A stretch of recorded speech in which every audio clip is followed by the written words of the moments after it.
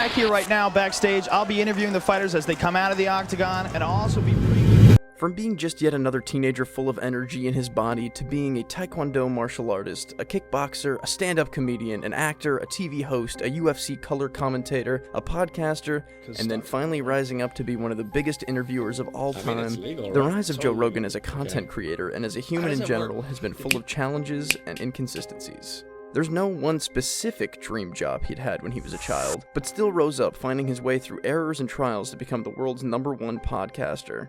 Just how can a kid who used to sweat day and night on his stepdad's construction business was able to sign over a $100 million deal with Spotify? Just how can a lost soul teen who daydreamed about cool taekwondo techniques during school rise up to do this interview stuff? This is one hell of a journey, guys, and this is a journey you'll never forget.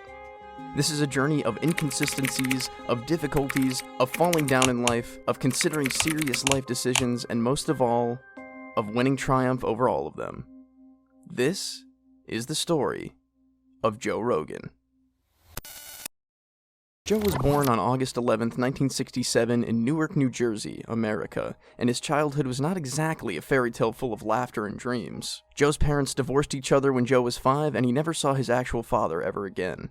All he had to say about his father is, "All I remember of my dad are those brief, violent flashes of domestic violence. And when I was 5, I had a fight with one of my cousins, punched him in the face over something stupid. And his mother was screaming to my parents, 'Your son's a little monster. He punched my kid in the face.' My dad pulled me aside, and I told him the truth of what happened. He said, 'Did you cry?' I said, 'No.' He said, 'Good.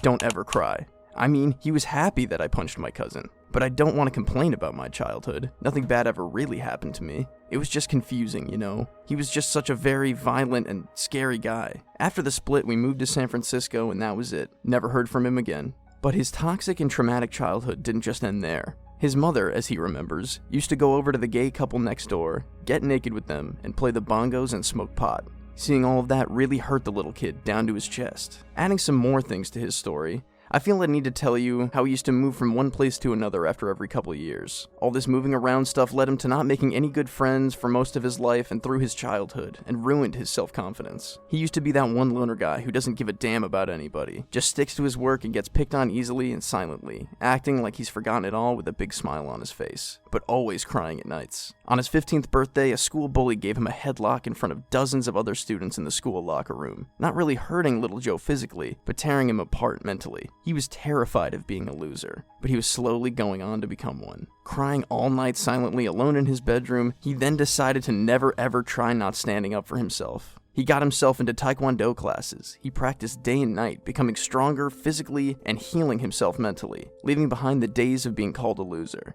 He turned 19 and soon won the US Open Taekwondo Championships as a lightweight taekwondo martial artist. He was a state champion for 4 straight years and soon became a taekwondo trainer. He states that taekwondo gave me not just confidence, but also a different perspective on myself and what I was capable of. I knew that I could do something I was terrified of, and that was really difficult, and that I could excel at it. It was a big deal for me. He had a distorted view of what he could achieve, settling just for being a part-time trainer, teaching some little monsters how to kick ass, and not something he wanted to do for the rest of his life. He wanted to achieve something big and do something which could make him happy and content. He wanted to do something which would make his life feel complete and meaningful. He was also uncertain about the height he could possibly reach only by taekwondo. Therefore, he tried his hands at boxing and kickboxing, but soon opted out of it. He feared the brain damage and permanent fractures he could receive during a kickboxing fight. He was lost again in his life. He didn't know what to do anymore. He didn't have a particular goal in his life to achieve again. His life had turned mundane, and he wanted to change that as soon as possible. He wanted to get up from the bed every morning and start working towards his goal again. And that was when one day, his martial arts friends suggested to him to take up comedy. Joe always had a comedic, lighthearted, and cheerful personality. He was always the one joking around and making everyone laugh. A unicorn is a donkey from the future. He made sure people around him were happy. Whenever he would go on different tournaments and stuff with those martial arts friends, he would always be joking around. This made his friends suggest to him to seriously take up comedy as a career.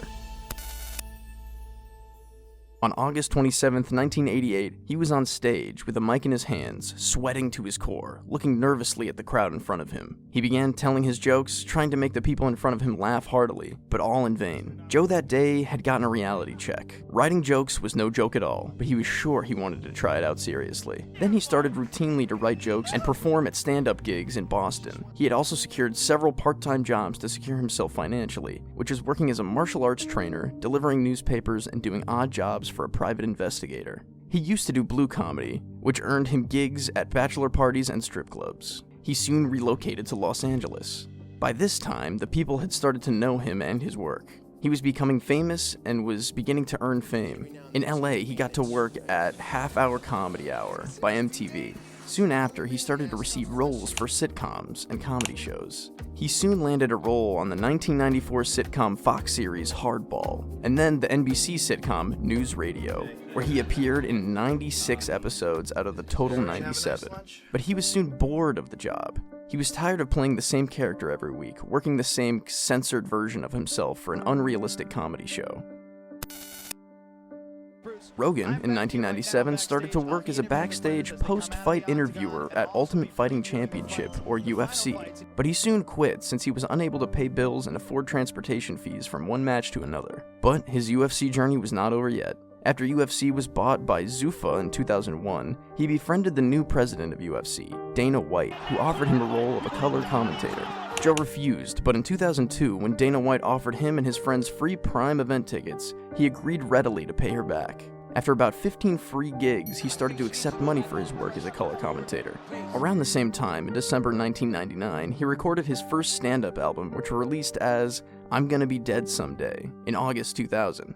Besides releasing his first stand-up special, he started working on a sitcom of his own, too, on Fox, named The Joe Rogan Show, which was canceled too soon due to him signing Fear Factor and other disagreements with the production company. He stated that he signed the show just so that he could collect some anecdotes for his stand-up comedy, and never thought the show would turn big anyway. Still, it boomed, and he continued to host from 2001 to 2006. He then later quit television, stating that focusing on television had made him lazy and unmotivated for his stand-up routines. Still, Rogan continued to attend TV shows here and there, with small but significant roles in Game Show in My Head in 2009, Here Comes the Boom in 2012, Joe Rogan Questions Everything in 2013, and many others. Beside television, he also continued to release stand-up specials for different agencies and networks.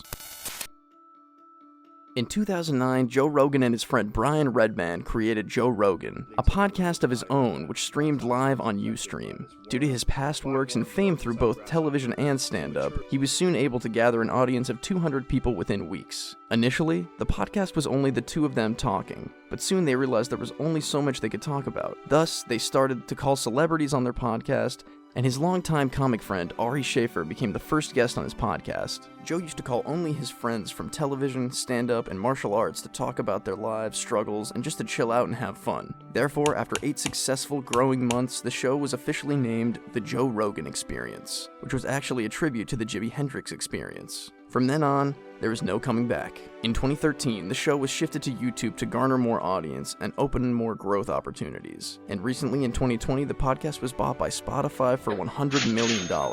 And the idea was simple: call the guests and talk about their lives and their experiences. The guests generally came in for free since the podcast gave them exposure to a new audience, and Joe, in return, got his content. The show also became an information hub where people can get information about their favorite personalities and to see them in a light away from the paparazzi, as human as they were. And this story of the Joe Rogan Experience is a separate story on its own, guys, full of hardships. And that's how Joe Rogan became the Joe Rogan, a man with many talents and a successful lost soul.